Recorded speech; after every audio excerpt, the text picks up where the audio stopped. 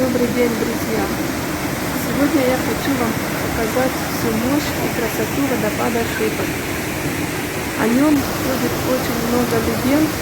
Одна из них – это о безумной любви. За другой версией, название Шипот произошло от того, что постоянный шум воды слышно даже на расстоянии, очень похож на шипот. Водопад Шипот находится в Закарпатье, поселок Пилипе. Если вы будете в этих краях, обязательно посетите этот водопад. Эмоции переполняют, дух захватывает. Просто, хотя на улице дождь, но он не испортил наше настроение, наоборот, не хотелось оттуда уходить.